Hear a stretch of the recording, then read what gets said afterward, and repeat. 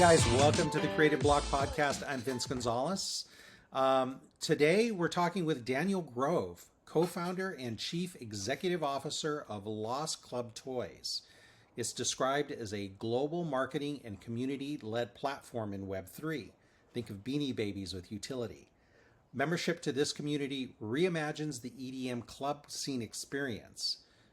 Ownership of loyalty tokens are upgradable collectables that give you access to line skips, priority discounts, VIP, LCT events, and special experiences. Thank you so much for taking the time today to be on. I'm in LA, you're in Berlin, so I really am grateful for the time that you've taken to be here No, today. thank you. Thank you for the invitation. It's great to see you again. It's great to see you.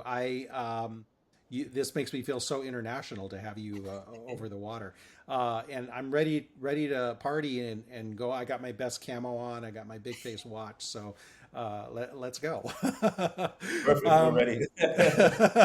so Daniel, tell me about your path from filmmaker to the club scene, and now you're in the Web3 space. So what was your attraction that got you ultimately here? All fantastic questions with lots of interweaving rivers that become answers. Of course.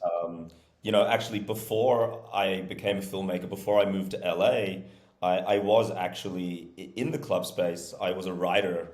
I was the head writer for a magazine called Juice, and Juice magazine was in Singapore, Kuala Lumpur, Thailand, Indonesia, and it was the number one nightlife magazine of Southeast Asia, of the That's region. cool. And this is back in the print days, so it was a real physical Yeah, magazine. I spent my teen years engrossed in that scene. The techno part of it, the drum and bass part of it, the LGBT part of it. And then, when I moved to LA in 2008, I just became so, focused and, head straight into the film world, for nearly 10 years. I would poke my feet back into the dance music space every now and then, but it wasn't, a really driving force. And then when I subsequently moved to Berlin, it obviously Berlin, I don't know if you've ever been, but it is probably one of the electronic music capitals of the world, up there with Ibiza, and and is very much part of the history and the culture and the Berlin Wall, and there's a whole mythology about the scene as it came from Detroit, right? That's where techno originally came from. And so I was sort of immersed in the scene here, and still very much doing my film and TV stuff in the European space as well as the American space. And then, of course, COVID happened, and that killed a lot of projects that were going into production. I had to put them on the shelf momentarily, and just seeing and being around so many people, particularly in this town, whether they were friends of mine who were DJs, nightclubs, club owners, bouncers, music programmers, were out of a job. People couldn't practice. The communities couldn't meet. People couldn't practice their art, their performance. The clubs were struggling to keep people on payroll and struggling to pay themselves. And so we thought we saw this sort of this opportunity in that space to build Web3 in, because if there's ever a space that's very kind of technologically and culturally savvy, it is the electronic music space. Those people have been were the forefront of technology and culture intermixed for over 50 years. Hmm. And so we thought, okay, here's an opportunity to really build something of value with utility that builds into a community that actually already exists.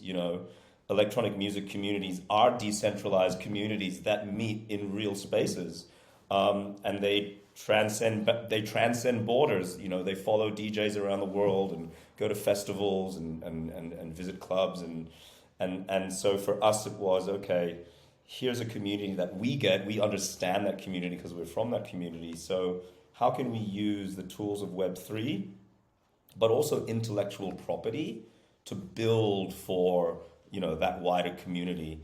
And it's funny, like, your question is very apropos.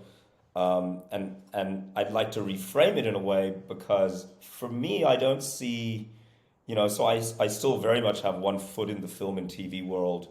Um, and I don't necessarily see Web3 and film and TV as, mutually exclusive. Oh, agreed. Yes.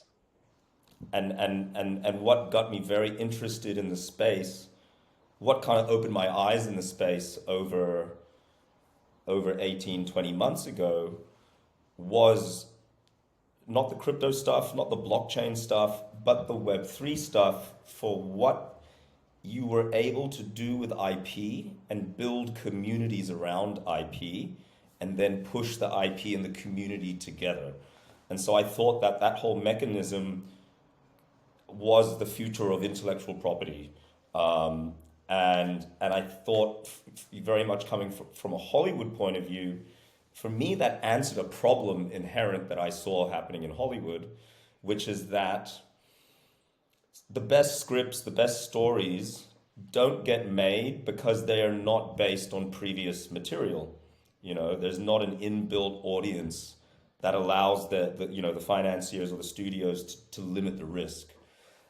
And and and I thought, well, here's a mechanism. The way the Web3 space works is the community, the audience becomes the community, and co-creates. And co-creates is a very broad word. You can define that in many different ways. But co-creates and co-pushes and co-voices the intellectual property to a common goal, right? And the common goal, if you think about the way Web3 and NFTs work, and blue papers work, the common goal could literally be anything. Yeah. You could build a video game, which Yeah. many are trying to do. You could build a metaverse, which many are trying to do. You could build a movie, which some have. You could build a hospital, in the Amazon, for children, if that was your goal and you wanted to harness community and digital assets in that way, right? And so for me, it was like revolutionary in the way that you could kind of co-create and collaborate with other people. And so I felt everything that I'm doing in the space, whether I fail or succeed, I'm just learning about when eventually it will take over film and TV. Um, because film and TV now are, what are they? They're in the middle of the streaming wars, and they're going to be doing that for another few years at least. Hmm. And the pot of gold at the end of the rainbow is not as great as everyone thought it would be. That's why the writers are striking in a sense right now. Yeah. And so I thought, well, when that time comes, Web3 will pull the carpet, underneath those institutions. And I thought, okay, well, I want to be ready for that. No, that's cool. And I think, it's interesting because I talked to quite a few people that are building something, and there's this optimism that even if it's not perfect, we can adapt it as we go. And so, I think it's really smart of you to sort of create something knowing that, in just a few years, technology may change dramatically, but at least you have a foundation that allows you to sort of flow into that when it changes. Yes, certainly.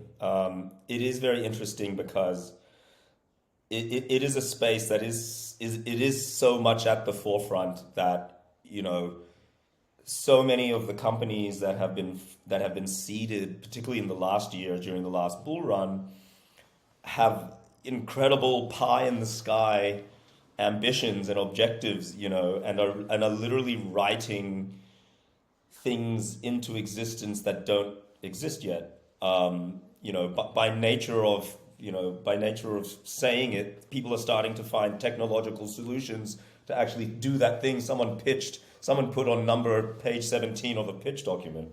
But I think that's really, really marvelous in a way, because I think it Yeah. allows us to build in a way um, that I think is very current, um, because, traditionally, whether you're a software company or a film studio, you go build in private for several years. If you are making that New York Times bestseller, you go get the rights, you go put a writer on it, he or she does drafts for several years, you get other writers to do drafts. They finally, 5, 6, 7 years down the road, you finally put into production, and then maybe it'll get released in 1 to 2 years. Um, and and the audience will either hate it or love it, Yeah. right? And so I think allowing to build the audience and the community at the same time as build the actual product, I think that is the cliche word or the stereotypical word everyone is using now is community, right? Yeah. Is giving people more say, more value, more of a voice, feeling like they actually have some sense of ownership in more ways than just owning assets. And how can that not build a better product at the end of the day? Yeah. Yeah. Yeah. So, with your co-founder Cosmo Kint, you guys created Lost Club Toys, the environment. Tell me in your own words what that is, because I think I kind of gave probably a simplistic observation, but let's dive in. So it's a few things, and you said a few of these. It is an art. It's an experimental, community-driven art project. I should say that's the Love it. first thing, Love it. because they are toys. They are these fluffy, adorable, true to life quality toys. Like you see the fur, and the fur moves when they dance, and the physics and the graphics to gravity, and they look like you can touch them.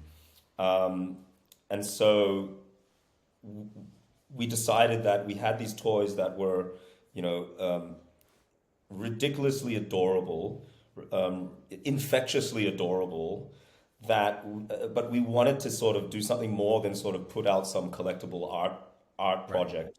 Right. We wanted to write a story about them, and so the story of the toys is that they were rejected toys from a factory that decided to experiment in artificial intelligence chips so that they could adjust their product line. But they were rejected for reasons unknown, and they were labeled to be destroyed. But the factory workers, the toy makers, didn't come back to the factory the next day, and there was a big global event. So the factory just left quiet and silent for many months, and the toys, were waiting for their eventual destruction. And then one day, ravers broke into the factory and put on a party, and would come back again and again and put on more events. And the noise and the sound from the parties and the bass from the parties that shook the factory reignited, the AI chips, the code of the toys, and they awakened to life. And they learned from the ravers what they were supposed to learn from children, to be the best friends of children. Brilliant. Um, and all, the lessons of, being inclusive and dance positivity and being respectful of space and whatnot. Um, but then one day the ravers didn't return. And rumors abound that the world outside the factory was going back to normal, and the toy makers would come back to destroy the toys.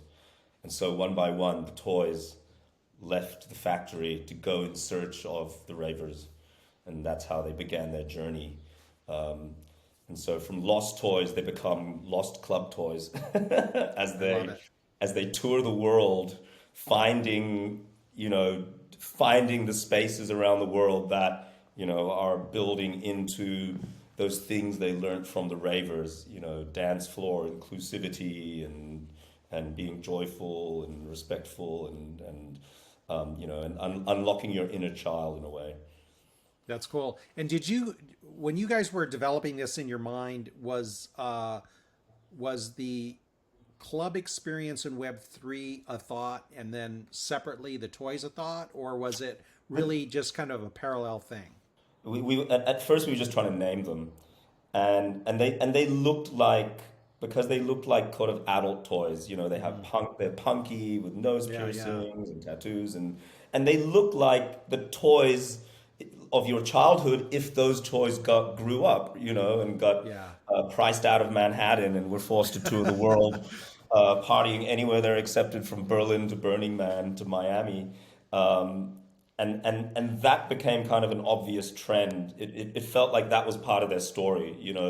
These toys like to party, like they love to dance, and that's how they have fun. And so we called them the Lost Toys, and then we came up with the Lost Club Toys as a play on clubbing, like club music, but also these clubs, these DAOs and NFT clubs that were starting, like the Bored Ape Yacht Club and whatnot, as a play on that. Um, and so it had a mythology, and then for us it was obvious to then to create a utility and to tie that utility to clubs and DJs that we know, kind of like a fan token for artists. The more you engage, the more rewards you get. You get to go to their events and hang out with them and whatnot. And then in the same way for the clubs as well, to be kind of members of these clubs, whether they're in Ibiza or London or Tokyo, get to know the community of people like that, of who are like-minded. You get access to the spaces, discounts, priority, this and that. But the more you engage, the more you're given back. So there's a loyalty element to it, right? And then to tie all of those different spaces, clubs over the world, as well as artists and DJs around the world, in kind of like a global network, a global loyalty system, if you will. Similar to, say, I don't know if you know Star Alliance, for example, or No. One World. So like Yes, that one I know. like One World is, it's the airline loyalty program Yeah, for yeah. America Airlines, KLM, Air France, et cetera, et cetera. And, there's an interconnectivity between all of them, right? And so we want to build something similar for club culture. Hmm. Uh, and rather than siloing ourselves in one club or one artist or one brand, which a lot of Web3 projects do, we want to build something bigger than the sum of our parts by creating a network of these clubs and spaces. And then by doing that, you get to cross-pollinate the communities, and the communities get to cross-pollinate, but the clubs and the artists themselves get to cross-pollinate across different clubs and artists. Um, and there's more of a return of what, given the way Web2 advertising is going, where you have to spend more money to get more clicks that don't really go anywhere. Um, this idea of being able to cross-market and cross-pollinate between communities is now becoming an idea of how you actually get a return on investment. Hmm. Um, and so that's kind of the bread and butter of of the toys. And how long have you guys been developing this? Just about a year now. Oh, wow, cool. My first my first conference, my partner Cosmo went to LA NFT LA, and I think at that point the project was just like a 5-page PowerPoint. Yeah. And then, we came out of he came out of NFT LA with contacts, ideas, networks, and this and that. And then we started building, and then my first conference was NFT New York City. Hmm. And at that point, we were pretty uh, tapped into Animoca, and the sandbox, Yeah. and knew those people quite well, so could get access here and there and just learn and be around people and meet people. Um, and then so yeah, we've just been building ever since. That's cool. That's cool. Yeah. And your characters are super realized. I mean, when you sent me the deck, and it was like, I mean, this all feels real already. Totally. And it's funny, I have to actually I had to put into the deck that they're digital because some people thought they were real toys when they read And it. that's a good That's a great thing to thing. happen. That's really Absolutely. cool. Yeah. I And mean, the idea is, we're playing into the personification and the personalities and this idea of people wanting to own, um, I mean, they use the term PFPs, right, or Right. avatars in the Right. Web3 world, wanting to own these specific art pieces that are a form of identity and a form of belonging in a group, right? It's the same thing as saying, oh, this person, bought a Jaguar or bought a Mercedes or whatever. Mm-hmm. The avatars and the PFPs become a form of, identity and puts you in this kind of like, a sense of belonging to a community with shared values. Um, Like the and apes. I mean, look at everybody are like wearing apes on their shirt and absolutely, their yeah. their profiles and all that, to show that they own it. And very much like you, very much. I'm glad you mentioned the apes because similarly to the apes, we do give the IP to the holder, and so we want the holders to Wow. own, have a sense of ownership of the license, so that they can do what they want with the artwork. They Mm-hmm. can use it for their, their own avatar, for their DJ, for their broadcasts, or they can, buy a bunch of toys and create a Netflix show and pitch it to Netflix. Wow. Um, and at the same time, we will also build into the platform that we're building, like a Web 2.5 web and phone app, mobile app platform, Tamagotchification. So, you can, we want people to love their toys and to show them off and to, they get upgraded so that they get new swag, a hat branded by the club or a pair of shoes branded by the fashion brand or the DJ that they went to visit or whatnot. And to use artificial intelligence with a combination of augmented reality to to get the toys dancing um, in wherever you want, whether it's the club or your office or your table, to have the toys dancing to whatever the music you have playing in the space.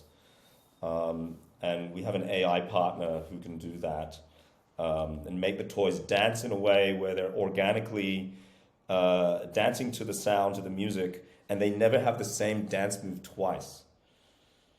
I love it. And then you can have user generated content. It's very easy to create user generated content that allows people to really show off and put the toys out there and lean into the memeability of them.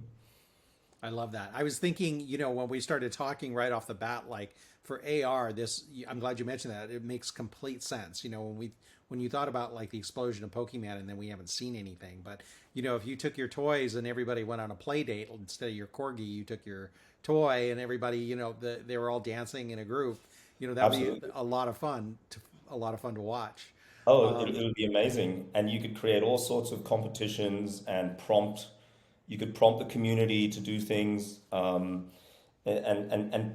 reason why we call it a marketing platform as well is the way that we want to invite brands that are on vibe with the community, whether it's like a lifestyle brand or a fashion brand, or a travel brand or whatever, to invite them into the community to prompt the community to create content, and win things and get discounts and that sort of thing. But of course, it has to be very community driven and work with the brands that make sense. So, for example, there's a great party brand that we're working with called HeSheThey, mhm. and they put on 50 to 60 events a year. They Wow. currently have a residency in Ibiza at oh my God, what's the other Amnesia? They have a residency at Amnesia, Hmm. um, but they play in London, Berlin, New York, and it's probably the most progressive party brand in the world. It's called HeSheThey, and it's not a gay party. It is a very fluid party. Like boys dressed as girls, girls dressed as boys, etc. And it'll be a party where like a lot of men might dress as a woman for the first time, Yeah. right? And and so we thought, well, what if we partner with a makeup brand that makes sense for the community that we believe in, and we had a member of the community who is a drag queen teach the community how to do their makeup, like Wow. on a Tuesday, right? And it can be a webinar, a virtual experience like this, or it could be in a space, in a bar with champagne, blah blah blah blah blah. but you have the community get together and do the makeup together and learn tips from, leaders in the community. And then they run a competition and say, okay, when you go to the event on Friday, take a photo of yourself before you go outside the event and, show us your best drag queen or whatnot. And the community will vote on who did the best makeup or whatever. And the winner gets a fabulous, beautiful full makeup kit from insert sponsor. And everyone else who competed, gets a discount or something like that. And you're giving something to the community. You're teaching them, you're letting them bond. You're literally giving products to them. For the brand, they're getting to directly market to a community that is very vocal on social media and commercially speaking. And so and then the party itself is getting more transformed because more people are coming to the party with their makeup, and being part of the atmosphere and bringing the vibe. And so for us, that was like, okay, that is a very interesting way that we can kind of create this ecosystem where you bring brands to collaborate. Love that conversation with collaborations. In fact, Simone Barry with People of Crypto was someone I interviewed a couple of months ago, and I thought, as you were speaking, this makes total sense that you guys would have that visual collaboration. That's very cool. Yes, yes, I love Simone, and we did a collaboration with them. I think we hosted a Twitter space with them and gave away some of their great voxel avatars. I think they have the best looking voxels in the whole sandbox. Projects are like movies, right? Like everyone tells a different story depending on where they come from and what their own story is. And Akbar and Simone come from the publicity world, and so they know what turns on the people like LVMH, people like Moe Chandon. They know how to push those buttons to get them to respond, and yeah, I've done a great job at it. And where is it now? Is anything live, or can anything be purchased? Like, what's So happening? we've been in stealth mode. We've been in stealth mode because we were so close to almost starting to launch twice. And the first time was last year, and then the Luna crash happened, and we decided, okay, the way projects are getting distributed, we were going to launch in the very traditional NFT way, which is like Mm, you build it on Twitter, you build it on Discord, you build up the hype, and you drop 10,000 pieces, and they all end up in different places in the secondary market, and and they all end up in the golden hands that they end up in. And there are a few things that we were not like. One, it seemed that model was changing yeah. dramatically. And so it was just a bit too late to catch the last wave of that. And at the same time, we wanted the toys to end up in the hands of the people who would really use them, the people who do go to these spaces, the young people who are part of these nightclub and electronic music communities, rather than end up in the hands of crypto gamblers around the world. And so it was very important for us and then we did our research and we spoke to a lot of club owners and DJs and ravers, young and old. And as a general global community, I would say that they probably have more crypto wallets than the rock music community, on average, or the pop music community. Um, and they definitely have spending power. However, crypto and wallet adoption it's still very niche. Um, Electronic music people aren't on Twitter. They Hmm. are barely on Discord. And I think and I do believe Discord is a hurdle for a lot of people to come into the space. And so for us, it became how can we how can we create a way where we are getting people to join these communities, but doing it in a way where this could be the first. NFT they ever buy, but they might not even know that they just bought one. Well, so we're launching in August. So August, September. Sorry, I didn't answer your question earlier. Um, so we've been holding back. We're waiting for we're building our platform, but we are going to launch an OG collection, and the OG collection, which is the Lost Toys before they become Lost Club Toys. We're going to launch that as a very limited 1,200 piece collection. And that'll be the OG collection that has immediate IP licensing rights. That collection will be part of a future DAO that will decide on, events, community, how to leverage the intellectual property and whatnot. It will have future airdrops and all of that very Web3 stuff. So that first collection will be on Ethereum. And then following that, we will start launching with our partner collections and then designing the toys with those partners for each one of those different drops. And those drops will be, anywhere from just say 100 pieces to 1,000 pieces. And we'll be dropping those starting in September, October. And we hope to do maybe one every 2 months this year. And then next year, we hope to be in a cadence of one drop per month, essentially. That's and then cool. connecting more and more communities to each other. That's cool. That's Yeah. cool. And then the idea is that, if you have a toy from a specific community, you don't just get perks at your community. You can go to any of the other communities around the world and at least get, the baseline minimum perks that you can get, but you can also build into that through a loyalty tiers. That's cool. And how many people on your team right now?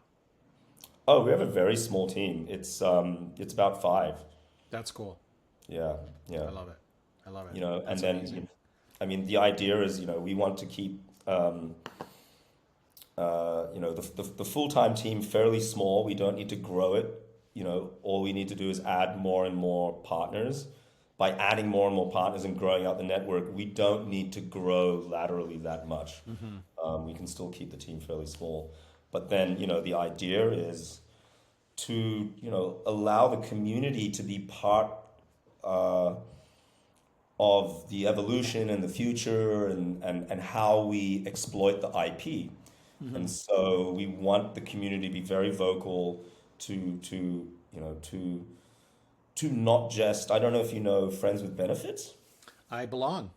Oh, you are? Oh, that's Yeah. wonderful. Those So, guys spoke at USC. They did because I'm a member of blockchain at USC. I'm a committee member, and those okay. guys spoke at SC, and I was like, I just wanted to have the experience of getting on board, And in some ways, it reminded me a lot of what you were doing.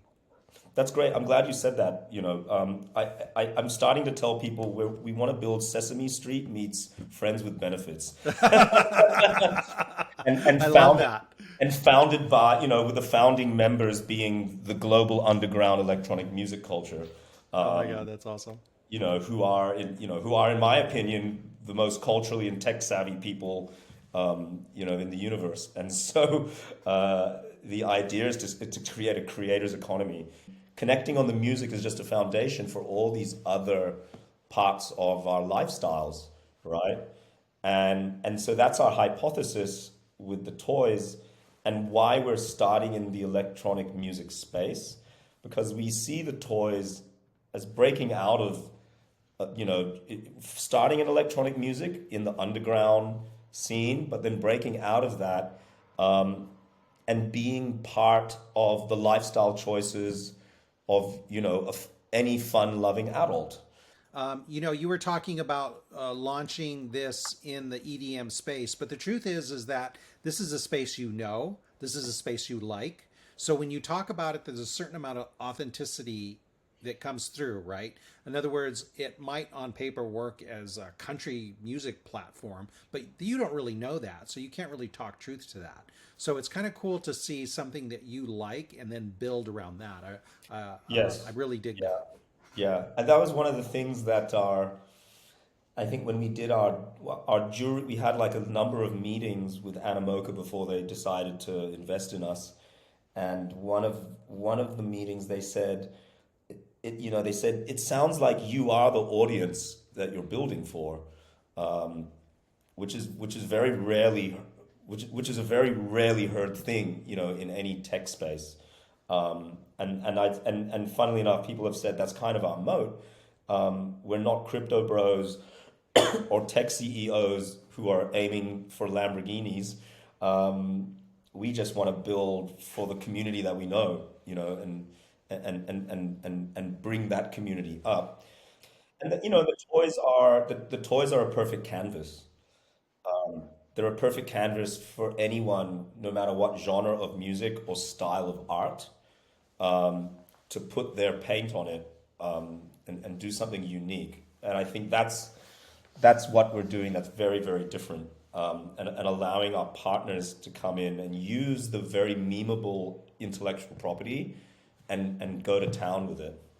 Yeah, that's cool. I'm looking forward to watching you guys because I'm anxious to own one now. You got me all Yeah, fired absolutely. up. I want to No, own one. we got to get you employed. It's funny because this whole show really is, you talk about you being the audience, and I kind of created something that I wanted to watch. Like, I love this space. I'm not a coder. I'm not a dev. I never will be. Yeah, But I'm an artist and creative. I love talking to other artists and creatives, and I realize that in this space, food, fashion, lifestyle, music, not just apps, and so that's yeah, what really excited me about it. And when I yeah, found out what you were doing, I was like, oh yeah, let's make this happen because this is right up my alley. I'm really anxious to dive into the growth in music in this space because I think that's super yes, fascinating. yes, yes. I think culture. A lot of people kind of have this problem with Web3 because they say there's no use cases. Yeah, Besides all of the very, very obvious use cases, everything from your encrypted data to your birth certificates to, yeah, a whole bunch of things we can think of, real estate. Um, Web3 is building into culture. It's building for culture, for artists, for creatives, um, and culture is very hard to quantify, right? Which is why it gets kind of brushed aside in a lot of conversations about crypto and blockchain and Web yeah, three. Um, but I think if you are a person who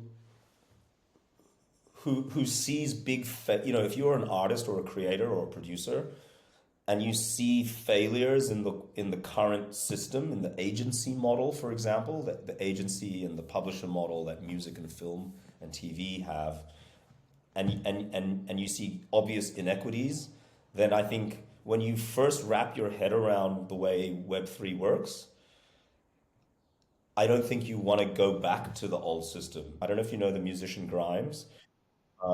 Really love her work. She was at International Music Summit in Ibiza a couple of weeks ago, and she announced that she's giving her catalog 50%, royalties for anyone who uses her music to create AI generated music. And I think you're going to see more and more risky bets like that from other artists, yeah. bit by bit by bit. And I think it's just going to completely change the creator's economy. Yeah, yeah. And I mean, for me, and you probably thought about this too, I'm excited, like, to sort of create something, and then if it moves, it pays everybody on the idea to assembly. Everybody gets a piece of that. That's really exciting to think about. Absolutely. Um, Yeah. And it's, and if you think about it, why not? Because the people who most care about a piece of artwork are the fans and the artist. yeah, But the current model has everyone else in the middle getting all of the returns, right, right. right? The Yeah, marketeers, the agent, the publisher, the manager, the lawyer, the this and that. Um, and so why not, if the people who's really close to their heart, who get the most value out of it, the most qualitative value, then for me that makes sense as an economy. Yeah, yeah, that's crazy. I know, Yeah. it's a really exciting time. So where can people find you and or toys on social if you want them to follow? So we're more on Instagram than Twitter. Uh-huh. I mean, we're on both. It's Lost Club Toys, either Twitter or Instagram. And we'll be ramping up our Telegram group in the next month. Oh, So cool. look out I'll for find you that. guys there. Yeah, that's I'll cool. send you our link. Good. And Excellent. yeah, we're going to be minting our OG collection in late August, early September, Exciting. and kickstarting the ecosphere from there. Yeah, yeah. I Yeah. love that. I love Yeah, that. and we Um, want, our ambition is, like I said earlier, we want to build the next Sesame Street. Yeah, I love that. I love that Yeah, description. Well, I'll put in my show notes all your relevant links and contacts and all that. beautiful. And dude, thank you so much for being on the show today. I really, Thank you, really, thank really you. appreciate it and spending the time. This is a really exciting project, and I look forward to watching it as you guys build this out. Thanks, Vince. Take care, man. See you.